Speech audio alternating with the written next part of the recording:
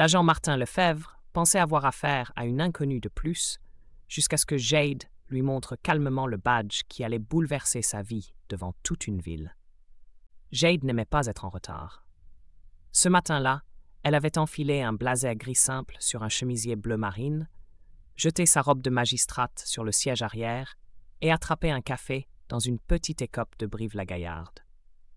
Elle aimait passer inaperçue lorsqu'elle n'était pas sur le banc. Pas de voiture tape à l'œil, pas de chauffeur, pas de garde du corps comme certains de ses collègues. Juste elle et sa vieille Renault Modus, ronronnant doucement sur les petites rues en direction du tribunal. Une voiture qui connaissait chaque nid de poule, chaque feu mal synchronisé du centre-ville. Elle était à mi-chemin sur l'avenue Marceau quand elle remarqua une voiture de police, 2 véhicules derrière elle. Elle n'y prêta pas attention. Elle mit son clignotant, vérifia ses rétroviseurs, de vieilles habitudes enracinées par des années de prudence. Pourtant, les gyrophares s'allumèrent. Jade ralentit, se gara soigneusement près d'une station-service, les mains posées à 10h10 sur le volant. Elle respira profondément, comme elle l'avait appris depuis toujours. Rester calme, ne pas donner de prétexte. Elle aperçut l'agent dans le rétroviseur, jeune, blanc, le visage fermé, avançant vite vers sa portière, déjà tendue. Quelque chose dans sa posture annonçait le conflit. Elle soupira doucement. Pas ce matin. Pas alors qu'elle avait un dossier délicat à traiter. La porte s'ouvrit brutalement avant même qu'elle ait pu baisser la vitre. « Vous êtes pressée, madame ?» aboya l'agent Lefebvre. Jade garda une voix calme, presque douce. « Bonjour, monsieur l'agent. Puis-je savoir pourquoi vous m'avez arrêté ?»« Permis et papier du véhicule, tout de suite. » coupa-t-il sèchement. Sa main était trop proche de son arme. Elle le nota sans bouger. Jade commença à chercher dans son sac, annonçant chaque mouvement comme elle le ferait avec un témoin hostile à la barre. « Je prends mon portefeuille, monsieur. » Mais son calme sembla l'irriter davantage. « Ne bougez pas si lentement. »« Vous vous croyez maligne ?» dit-il en se penchant. Son haleine sentait le café froid et le mépris. Jade ravala son irritation. « Je coopère, monsieur. Voici. » Avant même qu'elle ait pu finir sa phrase, il ouvrit brusquement sa portière. Jade sursauta, s'accrochant au siège. Ce n'était plus un simple contrôle. Quelque chose dans le regard de l'agent avait viré à l'affrontement. « Descendez du véhicule !» ordonna-t-il. Elle obéit, se détacha et sortit avec des gestes lents, presque cérémonieux, comme une femme consciente que le moindre faux pas pouvait aggraver la situation. Elle posa le pied au sol, puis l'autre, droite, digne malgré l'humiliation croissante. Dès que ses pieds touchèrent le sol, la gifle tomba, sèche, humiliante. Un claquement qui résonna plus fort que le bruit des voitures. Un bruit qui perça le silence du petit matin comme une déchirure. Le cuir de sa paume sur sa peau nue, le choc violent sur sa pommette et la brûlure immédiate. Son visage partit sur le côté, son corps bascula d'un quart. Son blazer glissa de son épaule, son sac tomba par terre. Des exclamations jaillirent autour. Des gens faisaient le plein ou achetaient leur petit déjeuner. Une femme au téléphone se figea. Un homme dans une camionnette recracha son café, les yeux écarquillés. Mais personne ne bougea. La tête de Jade resta tourner un instant. Elle goûta le sang, métallique, sur sa lèvre inférieure. Un goût qu'elle connaissait, mais qui n'avait jamais été aussi symbolique. Un instant, tout sembla figé. Le temps, les regards, l'air lui-même. Lefebvre, lui, restait là, respirant fort, plus satisfait que choqué. Il venait de frapper une femme en tailleur, sur un parking, en plein jour, devant des témoins. Mais son visage ne montrait ni remords, ni doute, seulement la rigidité d'un homme persuadé de sa toute-puissance. Jade se redressa lentement, cligna des yeux pour dissiper la douleur. Elle résista à l'envie de toucher sa joue. Chaque muscle de son visage lui criait de réagir, de hurler, mais elle savait que son calme était son armure. Elle inspira profondément, puis fouilla dans la poche intérieure de son blazer. Elle en sortit un portefeuille noir, simple, usé sur les bords. Elle l'ouvrit sans précipitation, en silence, comme on ouvre un testament, et elle le tendit à l'agent Lefebvre. « Vous venez d'agresser une magistrate en exercice, » dit-elle calmement. Ce n'était pas une menace, c'était une certitude. Lefebvre ricana, fit un pas en arrière. Mais bien sûr. Son ton dégoulinait d'ironie, mais son regard trahissait déjà une inquiétude naissante. Il balaya la scène du regard, comme s'il réalisait soudain qu'il n'était plus seul avec elle.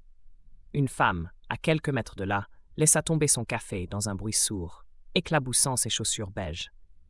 Un homme murmura quelque chose en pompant l'essence, les yeux fixés sur Jade. Les téléphones sortaient. Les doigts tremblaient sur les écrans. D'abord curieux, puis fébrile. Jade, toujours droite, malgré la douleur qui pulsait sur sa joue, glissa une main dans la poche intérieure de son blazer. Pas trop vite, pas trop lentement non plus. Elle connaissait les gestes à éviter, les postures qui provoquent. Elle en sortit un badge doré, lourd, épais, aux lettres gravées nettes. Il étincela sous le soleil corésien comme une vérité qu'on ne pouvait plus ignorer. Le visage de Lefebvre perdit toute couleur. Il ouvrit légèrement la bouche, mais rien n'en sortit. Ses joues se creusèrent. Ses épaules, un instant haussées par l'autorité, s'affaissèrent d'un centimètre. Jade ne dit rien. Elle n'en avait pas besoin. L'atmosphère changea. On aurait pu croire que le vent lui-même s'était arrêté. Les murmures devinrent plus durs. Des voix s'élevaient. De la colère plus qu'un simple choc. Un homme appelait déjà les secours, même si le commissariat n'était qu'à quelques rues. Il le faisait fort, sans se cacher. Pour que l'agent entende, pour qu'il sache. « T'as merdé, mon gars !» cria quelqu'un, peut-être un routier, accoudé à sa portière. Jade garda les yeux fixés sur Lefebvre, le regard planté dans le sien. Pas par vengeance, par devoir. Elle ne protégeait pas seulement elle-même. Elle représentait tous ceux qui n'avaient jamais eu de badge pour se défendre. Tous ceux qui n'avaient eu que leur dignité, et que des hommes comme lui avaient piétiné sans conséquence. Mais la tension montait encore. Lefebvre bougea la main vers son holster. Un frisson courut le long de l'échine de Jade. Il n'allait pas oser. Pas maintenant. Pas devant tous ces témoins. Mais son regard, soudain fixe et paniqué, n'inspirait aucune certitude. Allait-il tenter de l'arrêter? De retourner la scène contre elle? Ou pire? Les téléphones levés, la foule qui se rapprochait sans toucher, tout cela le ralentit. « Éteins ton portable !» cria-t-il à un adolescent en face, vêtu d'un sweat orange. Sa voix tremblait. Ce n'était plus de l'autorité. C'était une peur qui craquait dans chaque syllabe. Le jeune ne bougea pas. Personne ne bougea. On aurait cru une scène de théâtre figée, où chaque spectateur savait que le dénouement approchait. Jade planta ses talons dans le sol. Elle sentit la gravité elle-même peser sur elle, mais elle ne vacilla pas. « Vous m'avez agressé devant témoins. Vous allez devoir en répondre. » Lefebvre ouvrit la bouche, mais aucun mot n'en sortit. Il recula d'un pas, puis d'un autre, maladroitement. Ses bottes crissèrent sur le gravier. Il n'était plus en terrain conquis. Un mécanicien couvert d'huile lança d'une voix rauque. « Appelle ton supérieur. C'est fini pour toi. » Jade vit les doigts du policier trembler. Il porta sa radio à la bouche, la voix pâteuse. « Renfort demandé. Station Total avenue Marceau. Possible trouble à l'ordre public. » Il ne précisa pas que c'était lui le fauteur de trouble. Jade croisa les bras, badge bien en vue. Sa joue brûlait toujours.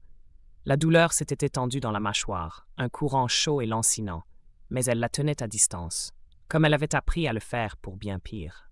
« Vous savez qui je suis, » dit-elle, sa voix claire et posée. « Vous savez ce qui vient maintenant. » Lefebvre secoua la tête, comme un enfant prit la main dans le sac, incapable d'admettre l'évidence.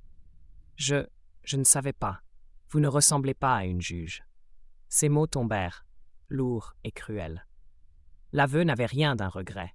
C'était un déni, une manière de dire « Vous ne rentrez pas dans mes cases, donc vous n'êtes pas réel. » Jade ne broncha pas. Elle n'en avait pas besoin. Elle savait. La foule les entendit aussi. Chaque syllabe résonna, amplifiée par le silence autour. Une mère tenant un bébé dans une écharpe lança indignée. « Et elle est censée ressembler à quoi, une juge, d'après vous ?» Elle n'attendait pas de réponse. Elle avait juste posé une question que tout le monde portait déjà. Une patrouille arriva en trombe. Les pneus crissèrent sur le bitume. 2 agents en descendirent. Un homme latino, grand, lunettes sombres, et une femme blanche aux traits tirés, l'air déjà sur ses gardes. Leurs yeux s'écarquillèrent en apercevant Jade, sa posture, le badge. Et Lefebvre, figé comme un voleur, prit la main dans le tiroir. Jade prit la parole, voix claire, parfaitement maîtrisée. « Cet agent m'a agressé. Je suis juge à la Cour suprême de la Nouvelle-Aquitaine. » L'homme cligna des yeux, stupéfait. Sa collègue se raidit, jeta un regard rapide à Lefebvre, puis à la foule. puis au badge. « Vous êtes sérieuse ?» Jade leva plus haut son badge, laissant la lumière frapper dessus. Il n'y avait plus rien à douter. D'autres voitures arrivaient. Les sirènes se rapprochaient. Et avec elles, une vérité plus forte que toutes les excuses.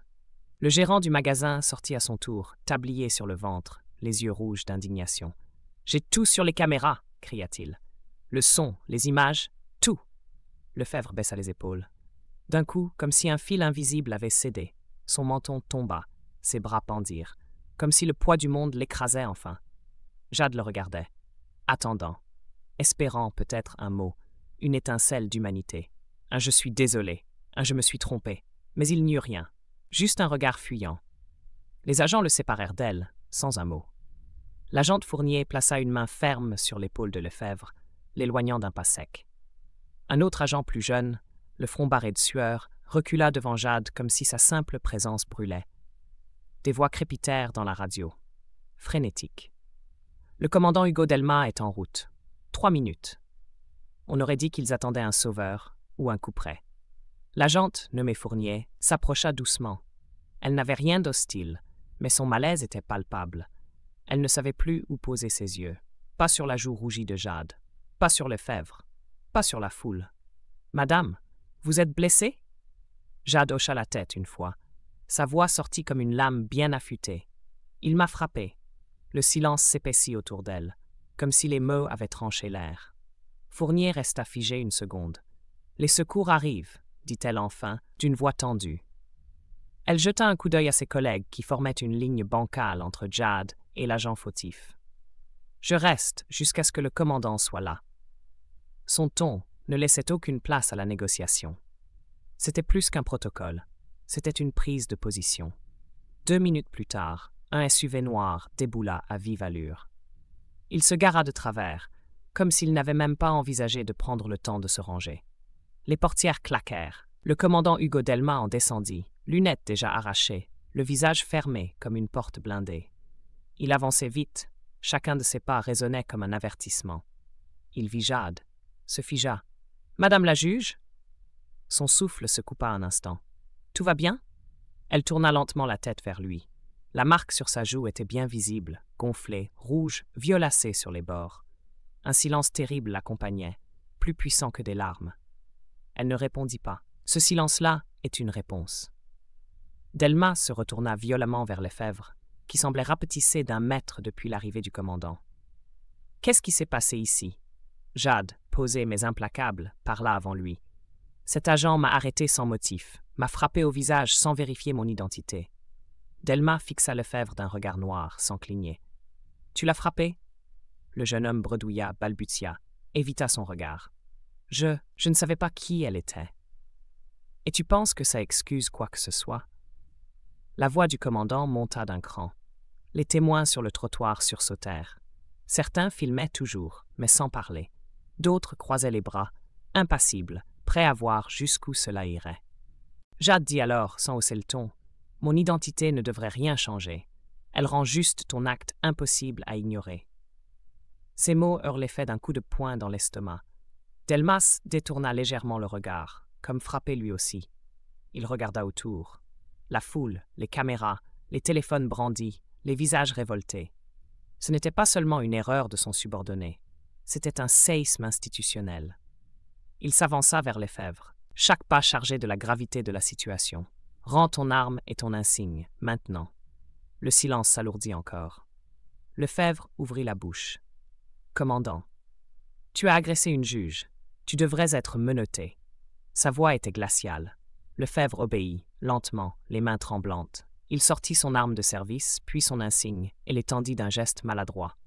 Le cuir de l'étui glissa de ses doigts. Il fut saisi par un autre agent, qui recula immédiatement, comme s'il tenait un objet contaminé. Jade le regardait. Il ne restait rien de la colère, pas même de la rage, juste une immense déception. Comme si, malgré tout, elle avait espéré que le système se tienne droit pour une fois. Fournier le conduisit à une autre voiture. Lefebvre n'opposa aucune résistance. Il marchait comme un condamné, le regard vide, les bras ballants. Delma se tourna de nouveau vers Jade, l'expression figée dans un mélange de honte et de devoir. « Les secours arrivent, ce sera traité. » Jade hocha la tête, lentement. La fatigue perçait derrière son regard dur. Elle tenait, mais elle vacillait. « Je veux que ce soit fait correctement. » Sa voix trembla légèrement. Ce n'était pas de la peur, c'était le contre-coup. Le poids d'un instant qu'elle savait trop bien devoir porter seule. Un mécanicien, toujours couvert de cambouis, s'approcha timidement. Il avait une dégaine de type qu'on n'écoute pas souvent. Mais Jade releva les yeux. « Madame, j'ai tout filmé, depuis le début. » Elle le vit vraiment pour la première fois. 50 d'années, regard franc, main rude, mais ferme. Pas là pour se faire voir. « Merci, » dit-elle simplement. « Les gens doivent voir. Ils pourront pas cacher ça, même s'ils essaient. » Il parlait avec une conviction rare, celle de quelqu'un qui en avait vu d'autres, et qui savait que ce moment-là pouvait briser un mur. Des sirènes se firent entendre. 2 ambulanciers arrivèrent en courant, portant une trousse médicale. Une jeune femme noire s'approcha, ses gants déjà aux mains, mais elle ne tendit pas la pommade tout de suite. Elle examina Jade, non pas pour la soigner, mais pour documenter. Tracer les marques, noter la douleur, l'inscrire. Derrière, des voitures freinaient brutalement. Des silhouettes en jean, en blazer, sortaient avec des micros, des caméras, des perches. Les médias débarquaient déjà. Jade, le visage encore marqué par la violence de la matinée, devenait peu à peu une image virale. On voyait son badge, son sang séché sur la lèvre, son calme presque surréaliste face à l'agression. Elle ne l'avait pas choisi. Elle n'avait rien demandé de tout cela. Et pourtant, son visage, son silence, sa posture, incarnaient quelque chose de plus vaste. Elle sentait que ce n'était que le début. Le début d'un combat qu'elle n'avait jamais envisagé, mais auquel elle ne tournerait pas le dos. De retour au commissariat, l'agitation régnait. Des agents passaient rapidement dans les couloirs, téléphone vissé à l'oreille, visage tendu. Jade restait debout, sans manteau, le regard figé sur un point invisible. Son portable vibrait encore et encore. Des dizaines de messages. Magistrats, journalistes, étudiants, citoyens anonymes. Certains exprimaient leur indignation, d'autres leur admiration. Beaucoup racontaient des histoires semblables, vécues sans badge, sans témoin, sans justice. Le commandant Delma entra, l'air plus grave qu'auparavant. Il s'approcha sans détour, dossier à la main. « C'est une honte. Le procureur veut une enquête complète. L'IGPN est saisi. » Sa mâchoire était crispée, ses yeux rouges. Il avait vu les images, lui aussi. « Parfait, » répondit Jade sans hausser le ton. Pas de soulagement, pas de satisfaction. Elle ne voulait pas serrer de main, ni rassurer la mairie, ni prononcer des discours devant les caméras. Elle voulait la vérité. Elle voulait qu'on arrête d'exiger d'elle le calme d'une statue pendant qu'on légitimait la brutalité. Un jeune policier frappa timidement à la porte, les doigts nerveux sur la poignée. « Commandant, vous devez voir ça. » Ils le suivirent jusqu'au hall. Une demi-douzaine d'écrans étaient allumés. France Info, BFM TV, LCI, même une chaîne internationale. Partout, les mêmes images en boucle. Jade qui sortait lentement de sa voiture. La gifle, le badge, la foule. Et ce bandeau rouge, brutal comme un cri. Juge agressé par un agent de Brive. Certains diffusaient déjà les premiers extraits de témoignages. Des mots comme « dérive »,« abus »,« inacceptable »,« révélateur ». Le pays entier semblait suspendu à cet instant, comme si enfin quelqu'un avait vu ce que tant d'autres avaient vécu sans témoin. Lefebvre apparaissait à l'écran, menotté, escorté par 2 agents, son visage plus pâle que jamais. Il avait l'air minuscule, pas seulement à cause des caméras, à cause de l'évidence de sa faute, de l'ampleur de ce qu'il avait déclenché. Une femme brune en tailleur sombre s'approcha de Jade.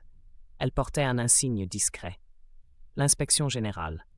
Elle lui tendit un rapport préliminaire, déjà compilé avec une efficacité inhabituelle. Usage excessif de la force, manquement grave, atteinte caractérisée aux droits civiques. Jade prit le document, lut les premières lignes. Son visage resta impassible, mais sa main serra le dossier un peu plus fort. « L'enquête sera rapide », ajouta la femme. « Trop d'attention pour faire autrement. » Jade la fixa un instant, puis dit simplement « L'attention s'efface, pas la justice. » Elle tourna les talons. Elle ne voulait pas que cette affaire soit résolue parce qu'elle faisait du bruit. Elle voulait qu'elle soit résolue parce qu'elle le méritait, comme toutes les autres qui n'avaient jamais été vues. Ce soir-là, de retour chez elle, Jade monta les marches de sa petite maison, encore en tailleur froissé. Le vent frais caressait sa joue douloureuse. Elle n'avait pas mangé, à peine bu. Mais elle était restée debout. C'était tout ce qu'elle savait faire. Sur son porche, le silence était revenu. Pas celui des salles d'audience, mais celui du doute, du questionnement. Son téléphone vibra de nouveau. Un simple message venu d'un numéro inconnu. « Grâce à vous, je m'inscris à la fac de droit. Merci. » Jade resta figée. Puis un sourire très léger traversa son visage. Pas de triomphe. Un sourire doux, fatigué. Elle n'avait pas cherché cette bataille. Mais peut-être qu'elle l'avait trouvée pour une raison. Peut-être qu'il fallait une gifle publique pour rappeler ce que certains vivaient dans l'ombre. Et peut-être que ce combat, ce simple refus de baisser les yeux, changerait plus qu'elle ne l'aurait cru. Elle posa son téléphone sur la rambarde, s'assit doucement sur la première marche. Le ciel au-dessus était d'un noir épais, sans étoiles. Mais elle se sentait droite, ancrée. Puis un bruit. Quelque chose de métallique, dans l'allée. Elle se leva lentement. Un homme se tenait là, silhouette trouble, en bas de ses escaliers. Il ne portait pas d'uniforme, pas de caméra, juste une capuche relevée, des mains dans les poches. « Vous avez ruiné une carrière pour une gifle, » dit-il. Sa voix était calme, trop calme. Jade resta immobile. Elle connaissait ce ton. La colère qui ne crie pas, qui n'a plus besoin de justification. « Rentrez chez vous, » dit-elle simplement. Mais il ne bougea pas. Alors elle recula, sans le quitter des yeux, et referma lentement la porte derrière elle, verrou en main. Elle appela Delma, ligne occupée, puis les lumières du salon clignotèrent, une fois. Un avertissement. Le combat ne faisait que commencer.